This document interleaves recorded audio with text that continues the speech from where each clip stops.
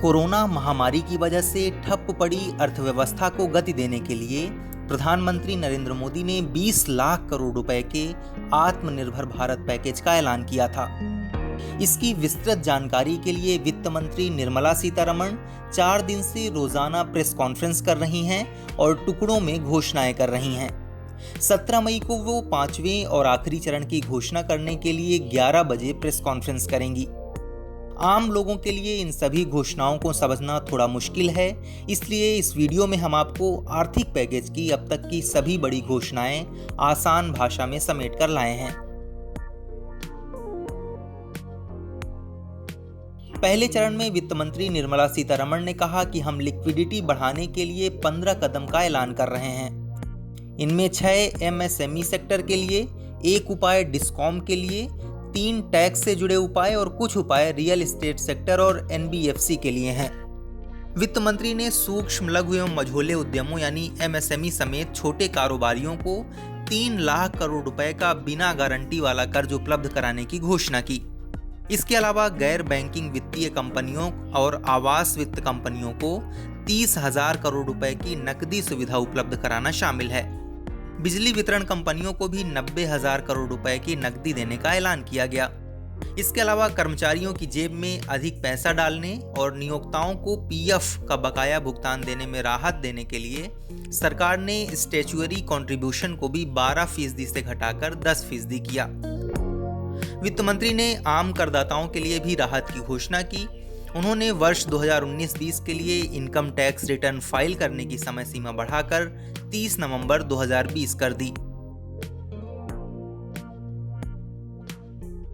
20 लाख करोड़ रुपए के आर्थिक पैकेज के दूसरे चरण में प्रवासी मजदूरों को मुफ्त अनाज, किसानों को सस्ता कर्ज और रेहड़ी पटरी वालों को कार्यशील पूंजी कर्ज उपलब्ध कराने के लिए 3,16,000 करोड़ रुपए के राहत पैकेज की घोषणा की गई।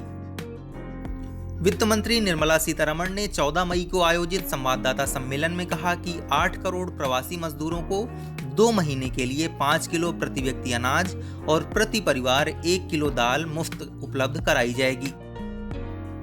साथ ही देशव्यापी लॉकडाउन के कारण बेरोजगार हुए 50 लाख रेहड़ी पटरी वालों को 10-10 हजार रुपए तक कार्यशील पूंजी कर्ज उपलब्ध कराया जाएगा। उन्होंने यह भी कहा कि 2.5 करोड़ किसानों को किसान क्रेडिट कार्ड के जरिए 2 लाख करोड़ रुपए का रियायती कर्ज उपलब्ध कराया जाएगा।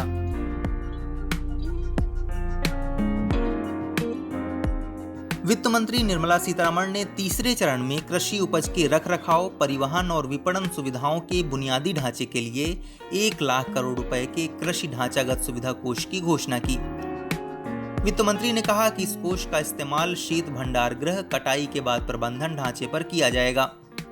वित्त मंत्री ने सूक्ष्म खाद्य उपक्रमों को संगठित करने के लिए 10,000 करोड़ रुपए की योजना की भी घोषणा की। ये योजना 2 लाख एमएफई की मदद के लिए शुरू की जाएगी। इसके तहत क्लस्टर आधारित रुख अपनाया जाएगा। मसलन उत्तर प्रदेश के लिए आम, बिहार में मखाना, जम्मू कश्मीर में केसर, पूर्वोत्तर के लिए बांस, आंध्र प्रदेश के लिए लाल मिर्च जैसे क्लस्टर बनाने की सुविधा के लिए इस कोष का इस्तेमाल किया जाएगा।